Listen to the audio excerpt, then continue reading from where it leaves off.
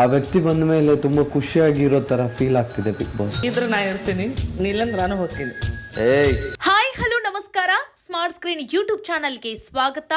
ನಾನು Shweta ಕಲಕಣಿ. Big boss ಮನೆ ಅಂದ್ರೆ ಗುಂಪು ಕಟ್ಕೊಂಡು ಜಗಳ ಆಡೋದು, ಕಂಟೆಂಟ್ ಕ್ರಿಯೇಟ್ ಮಾಡ್ತೀನಿ ಅಂತ ಹೇಳಿ ಬಿಗ್ ಬಾಸ್ಗೆ ಆವಾಜ್ ಹಾಕೋದು, ಬರೀ ಕಿರ್ಚಿ ಅರ್ಚಿತ್ರೆ ಮತ್ತು ಮೊಂಡುವಾದ ಮಾಡ್ಬಿಟ್ರೆ ಬಿಗ್ ಬಾಸ್ ಮನೆಯಲ್ಲಿ ಹೆಚ್ಚು ದಿನ ಇರಬಹುದು, ಟ್ರೋಫಿ ಗೆಲ್ಬಹುದು ಅಂದವ್ರಿಗೆಲ್ಲ ಧನ್ರಾಜ್ ಮತ್ತು ಹನುಮಂತನ ದೋಸ್ತಿ ಬಿಗ್ ಬಾಸ್ ಕಂಟೆಸ್ಟೆಂಟ್ ಗಳನ್ನ ಕಣ್ಬಾಯಿ ಬಿಟ್ಕೊಂಡು ನೋಡುವಂಗೆ ಮಾಡಿದೆ.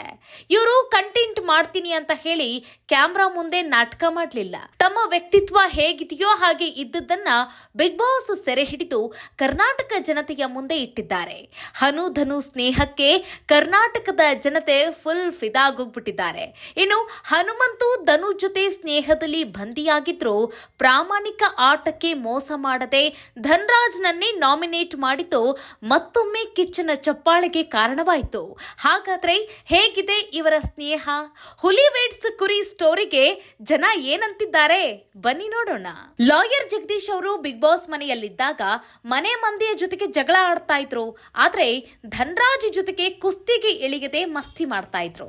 ಬಿಗ್ ಬಾಸ್ ಬೂತ್ಗೆ ಧನ್ರಾಜ್ ಅವರ ಹೆಂಡತಿ ಕಾಲ್ ಮಾಡಿದಾಗ, ನೀವು ಜಗದೀಶ್ ಅವ್ರ ಜೊತೆಗೆ ಹೆಚ್ಚು ಇರಿ, ಅಂತರ ಕಾಯ್ಕೋಬೇಡಿ, ನಿಮ್ಮಿಬ್ಬರ ಜೋಡಿ ಮತ್ತು ಕಾಮಿಡಿ ಚೆನ್ನಾಗಿದೆ, ಎಲ್ಲರೂ ಮೆಚ್ಚುಗೆಯನ್ನ ವ್ಯಕ್ತಪಡಿಸ್ತಾ ಇದ್ದಾರೆ ಅಂತ ಹೇಳಿ ಸಲಹೆಯನ್ನ ಕೊಟ್ಟಿದ್ರು. ಆದ್ರೆ ಏನ್ ಮಾಡ್ತೀರಾ, ಜಗದೀಶ್ ಅವರು ಹೆಚ್ಚು ದಿನಗಳ ಕಾಲ ಬಿಗ್ ಬಾಸ್ ಮನೆಯಲ್ಲಿ ಇರದೆ ಟಾಟಾ ಹೇಳಿ ಹೊರ ಹೋದ್ರು. ಇನ್ನು ಕಾಮಿಡಿ ಮಾಡಲು ಮತ್ತು ಧನ್ರಾಜ್ನನ್ನ ಅರ್ಥ ಮಾಡ್ಕೊಳ್ಳಿಕ್ಕೆ ಬಿಗ್ ಬಾಸ್ ಮನೆಯಲ್ಲಿ ಯಾರು ಇಲ್ದಂಗಾಯ್ತು. ಆಗ ಧನ್ರಾಜ್ ಅವರು ಒಬ್ಬಂಟಿಯಾದಂತಹ ಫೀಲ್ ಸಾಕಷ್ಟು ಬಾರಿ ಆಯ್ತು ಅವರಿಗೆ. ಆಗ ಮನೆ ನಗುವಿಲ್ಲದೆ, ಖುಷಿ ಸಂತೋಷವಿಲ್ಲದೆ ಬರೀ ಜಗಳದಲ್ಲಿ ಮೊಳಗಿ ಹೋಗುವಂಗಾಯ್ತು. ಇದನ್ನ ಅರಿತಂತ ಬಿಗ್ ಬಾಸ್ ಆಟಕ್ಕೆ ಕಿಕ್ ಕೊಡಲು, ಆಟ ಅಂದ್ರೆ ಏನು ಎಂಬುದನ್ನ ತಿಳಿಸಲು ಬಿಗ್ ಬಾಸ್ ಮನೆಗೆ ವೈಲ್ಡ್ ಕಾರ್ಡ್ ಮೂಲಕ ಕುರಿಗಾಹಿ ಹನುಮಂತನನ್ನ ಕಳಿಸಿಕೊಟ್ರು. ಆಗ ಬಿಗ್ ಬಾಸ್ ಮನೆಯ ಬಗ್ಗೆ ಕಿಂಚಿತ್ತೂ ಅರಿಯದಂತ ಹನುಮಂತನಿಗೆ ಮನೆಯ ರೂಲ್ಸ್ ಬಗ್ಗೆ ಅರ್ಥ ಮಾಡಿಸಿದ್ದು ಮತ್ತೆ ಪಾಠ ಮಾಡಿದ್ದು ಧನ್ರಾಜ್ ಮಾತ್ರ. ಹೀಗೆ ಸಲಹೆಗಳನ್ನ ನೀಡುತ್ತಾ ಸಾಗಿದಂತ ಈ ಸ್ನೇಹ ಈಗ ಎಲ್ಲರಿಂದ ಮೆಚ್ಚುಗೆಯನ್ನ ಪಡಿತಾ ಇದೆ.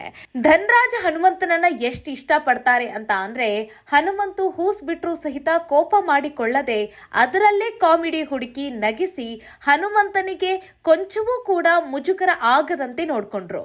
ಈಗ ಅದೇ ಹೂಸು ವಿಚಾರ ಬಿಗ್ ಬಾಸ್ ಮನೆಯಲ್ಲಿ ಅದೆಷ್ಟೋ ಬಾರಿ ಮನೆ ಮಂದಿಯನ್ನ ನಗಿಸಿದೆ. ಹನುಮಂತನಿಗೂ ಕೂಡ ಅಷ್ಟೇ ಧನ್ರಾಜ್ ಅಂದ್ರೆ ತುಂಬಾ ಪ್ರೀತಿ. ಹೇಗೆ ಆಟ ಆಡಬೇಕು ಮತ್ತೆ ಹೇಗೆ ಮಾತಾಡಬೇಕು ಎಂಬುದನ್ನು ಕೂಡ ಅರ್ಥ ಮಾಡಿಸ್ತಾ ಇರ್ತಾರೆ. ಇದೆಲ್ಲದಕ್ಕೂ ಮಿಗಿಲಾಗಿ ಇವರಿಬ್ರು ಆಟ ಅಂತ ಬಂದಾಗ ಸ್ಪರ್ಧಿಗಳಾಗ್ತಾರೆ, ಆಟ ಮುಗಿದ ಮೇಲೆ ಸ್ನೇಹಿತರಾಗ್ತಾರೆ. ಇದು ಇವರ ಸ್ನೇಹದ ವಿಶೇಷ. ಹೀಗಾಗಿಯೇ ಆಟದ ರೂಲ್ಸ್ ನ ಫಾಲೋ ಮಾಡಿದಂತ ಹನುಮಂತು ಧನ್ರಾಜ್ ನನ್ನ ನಾಮಿನೇಟ್ ಮಾಡ್ತಾರೆ.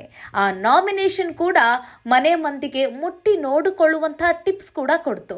ಅದರ ಜೊತೆಗೆ ಪಂಚಾಯಿತಿಯಲ್ಲಿ ಈ ಮಾತನ್ನ ಹೇಳಿದಂತ ಹನುಮಂತನಿಗೆ ಕಿಚ್ಚ ಸುದೀಪ್ ಅವರಿಂದ ಮತ್ತೊಮ್ಮೆ ಕಿಚ್ಚನ ಚಪ್ಪಾಳೆ ಕೂಡ ಸಿಕ್ತು. ಕಿಚ್ಚ ಸುದೀಪ್ ಅವರು ಹನುಮಂತನ್ಗೆ ಕೇಳ್ತಾರೆ, ಇಷ್ಟೊಂದು ಚೆನ್ನಾಗಿದ್ದೀರಾ, ಒಂದೊಳ್ಳೆ ಸ್ನೇಹ ಕೂಡ ಇದೆ ನಿಮ್ಮಿಬ್ಬರ ನಡುವೆ, ಯಾಕೆ ನೀವು ಧನ್ರಾಜ್ ಅವರನ್ನ ನಾಮಿನೇಟ್ ಮಾಡಿದ್ರಿ ಅಂತ ಹೇಳಿ ಪ್ರಶ್ನೆಯನ್ನ ಕೇಳ್ತಾರೆ. ಆಗ ಹನುಮಂತು ಕೊಟ್ಟಿರುವಂತ ಉತ್ತರ ಒಂದು ಕ್ಷಣ ಎಲ್ಲರನ್ನೂ ಅಚ್ಚರಿಗೆ ಒಳಪಡಿಸ್ತು. ಏನು ಅಂತ ಅಂದ್ರೆ, ಆಟದ ರೂಲ್ಸೇ ಹಂಗಿದೆ ಅಲ್ವಾ ಸರ್, ಪ್ರಾಮಾಣಿಕವಾಗಿ ಆಟ ಆಡಬೇಕು, ಯಾರು ತಪ್ಪು ಮಾಡ್ತಾ ಇದ್ದಾರೆ, ಯಾರು ಚೆನ್ನಾಗಿ ಆಟ ಆಡ್ತಾ ಇಲ್ಲ ಅವರನ್ನ ನಾಮಿನೇಟ್ ಮಾಡಬೇಕು ಅಂತ ಹೇಳ್ತಾರೆ. ಆ ಸಂದರ್ಭದಲ್ಲಿ ಕಿಚ್ಚನ ರಿಯಾಕ್ಷನ್ ಹೇಗಿತ್ತು ಗೊತ್ತಾ?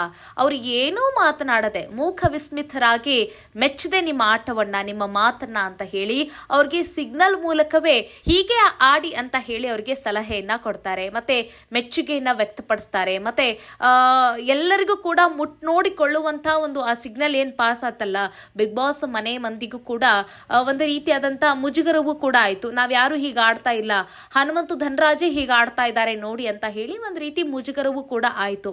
ಯಾಕೆ ಅಂತ ಅಂದ್ರೆ, ಬಿಗ್ ಬಾಸ್ ಸ್ಪರ್ಧಿಗಳು ಏನ್ ಮಾಡ್ತಾರೆ ಅಂತಂದ್ರೆ ಗುಂಪು ಕಟ್ಕೊಂಡು ಆಟ ಆಡ್ತಾರೆ. ತಮ್ಮ ಸ್ನೇಹಿತರು ಯಾರು ಇರ್ತಾರಲ್ಲ ಅವರನ್ನ ಎಂದಿಗೂ ಕೂಡ ನಾಮಿನೇಟ್ ಮಾಡೋದಿಲ್ಲ, ನಾಮಿನೇಷನ್ ಜಾಗದಲ್ಲಿ ಅವ್ರನ್ನ ನೋಡ್ಲಿಕ್ಕೂ ಕೂಡ ಅವ್ರು ಇಷ್ಟಪಡೋದಿಲ್ಲ. ಹಾಗಾಗಿ ಎಷ್ಟಾಗುತ್ತೋ ಅಷ್ಟು ಸೇವ್ ಮಾಡಕ್ ಇಷ್ಟಪಡ್ತಾರೆ. ಇನ್ಯಾರನ್ನೋ ಒಬ್ಬರನ್ನ ಕುರಿ ಮಾಡ್ಕೊಂಡು ಮಾಡಿಕೊಂಡು ಅವರನ್ನ ಗುರಿಯಾಗಿಟ್ಕೊಂಡು ಒಂದು 4-6 ಜನ ಸೇರ್ಕೊಂಡು ನಾಮಿನೇಟ್ ಮಾಡಿಬಿಡ್ತಾರೆ. ಮತ್ತೆ ನಾಮಿನೇಟ್ ಮಾಡೋದನ್ನ ಯಾರೊಂದಿಗೂ ಕೂಡ ಡಿಸ್ಕಸ್ ಮಾಡೋದಿಲ್ಲ. ಅದನ್ನ ಅವರು ಒಬ್ರಿಗೊಬ್ರು ಹೇಳ್ಕೊಂಡು ಇವರನ್ನೇ ಮಾಡೋಣ ಅಂತ ಹೇಳಿ ಕೂಡ ಮಾತಾಡ್ಕೊಂಡಿರ್ತಾರೆ. ಆದ್ರೆ ಧನ್ರಾಜ್ ಮತ್ತೆ ಹನುಮಂತು ಯಾವತ್ತೂ ಕೂಡ ಆ ಥರ ಮಾತಾಡ್ಕೊಳ್ಳೋದಿಲ್ಲ. ನೋಡಿ, ಹನುಮಂತು ಯಾವುದನ್ನು ಕೂಡ ಲೆಕ್ಕಿಸದೆ ಅಂತಹ ಸ್ನೇಹ ಮತ್ತೆ ಮನೆಯ ರೂಲ್ಸ್ಗಳ ಬಗ್ಗೆ ಪಾಠ ಮಾಡಿದ್ದೆ ಧನ್ರಾಜ್ನನ್ನು ಕೂಡ ಬಿಡ್ಲಿಲ್ಲ ಹನುಮಂತನಿಗೆ ತಪ್ಪು ಅಂತ ಅನಿಸ್ದಾಗ ಮತ್ತೆ ಆಟ ಚೆನ್ನಾಗಿ ಆಡ್ತಾ ಇಲ್ಲ ಅಂತ ಅನಿಸ್ದಾಗ ಧನ್ರಾಜ್ನನ್ನೇ ಹನುಮಂತು ನಾಮಿನೇಟ್ ಮಾಡಿದ್ರು.